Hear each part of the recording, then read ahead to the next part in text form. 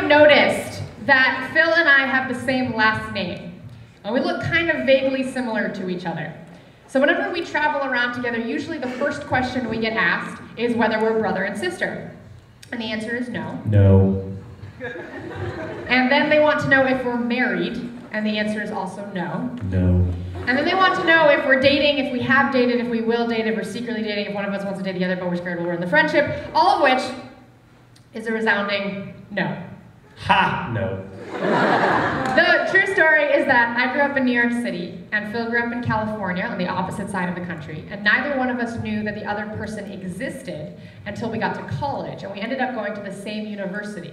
And in the very first week of our freshman year at college, there was an orientation talent show. And in this talent show, Phil performed spoken word poetry, and I performed spoken word poetry, and that's where we met. And we realized that we had the same last name, and we said, oh, what a weird coincidence. And pretty soon, all of these other weird coincidences started to unravel around us. And at this point in our friendship, we basically got used to all of them. But whenever we go somewhere new, we like to share the story because we think it's at least a little bit of an explanation for what's going on here. This is all true. It started with a sweater. I was looking fly. First day of college orientation as a freshman, and I'm the type of guy who's always trying to make a good impression. He looked like a tool. And it's the first week of school, so I've got people to meet and things to try. I don't have time to waste on this guy loitering backstage at a talent show. It started with a freshman talent show, a chance to showcase what I know about spoken word and poetry, try to get some people to notice me. It started with a technical difficulty. Some sort of delay. Somebody's iPod track wouldn't play. So I'm stuck waiting backstage when I notice this girl. And he walks over, stupid sweater and all. There was nowhere to run. Backstage was too small. I'm so nervous about going on stage that I decide to strike up a conversation.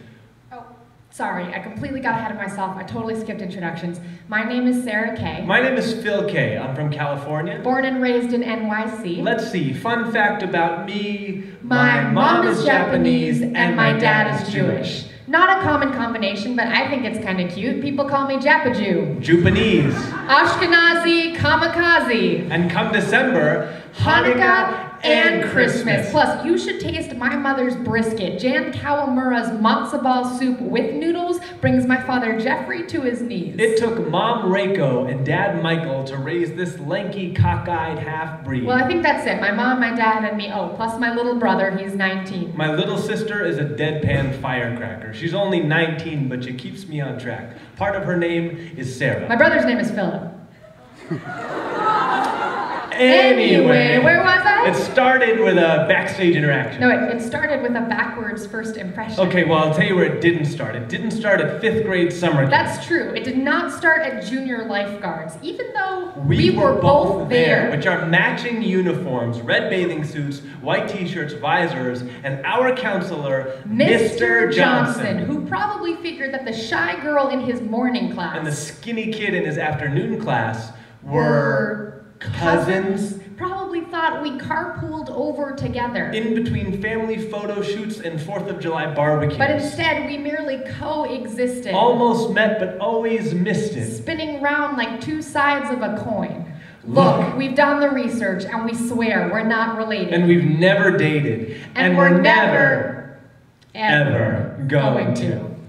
Because what are the chances of finding someone with your last name? Japanese and Jewish with siblings called the same. What are the odds of finding someone who can finish your sentences? Who will let you cut in line? Who knows not to just lend a hand or an ear when you need them to give you their spine? Who is woman enough to be best man at your wedding? Who will keep every secret, save every letter, tell you how you really look? Who will remember every single one of your birthdays? Without checking Facebook. What are the odds of finding someone who knows your poetry by heart? Who won't freak out if you're hanging out and accidentally fart. Yeah, and if you have a date and you need to look fresh, I will let you borrow my hair products. And if you don't have a date and you need to look fresh, I will let you borrow my cousin. I will always see you for the alley-oop. I will always save you a seat. I will always pick you to be my partner even though you are terrible at handball. When the fire takes all you have, my home will be your home. When you are old and can no longer remember my face, I will meet you for the first time again and again. When they make fun of your accent, I will take you swimming, because we all sound the same underwater. When Ellis Island tries to erase your past, I will call you by your real name. When they call your number for the draft, I will enlist to fight beside you. And I will march with you from Selma to Montgomery and back as many times as it takes. We will stand together against the hoses and the dogs, because it didn't start with us. It started with Lennon and McCartney. It started with Thelma and Louise. Winnie the Pooh and Christopher Robin. Bert and Ernie. Abbott and Costello. Rosencrantz and Guildenstern. Mario and Luigi. Watson and Sherlock. Pikachu and Charizard. And they could tell you what a miracle this is. They could tell you how rare this is. But they could tell you how rare friendship always is. The chances are slim. The cards are always stacked against you. The odds are always low. But I have seen the best of you and the worst of you, and I choose both. I want to share every single one of your sunshines and save some for later. I will tuck them into my pockets so I can give them back to you when the rains fall hard. Friend, I want to be the mirror that reminds you to love yourself. I want to be the air in your lungs that reminds you to breathe easy. When the walls come down. When the thunder rumbles. When nobody else is home. Hold my hand, and I promise I won't let go.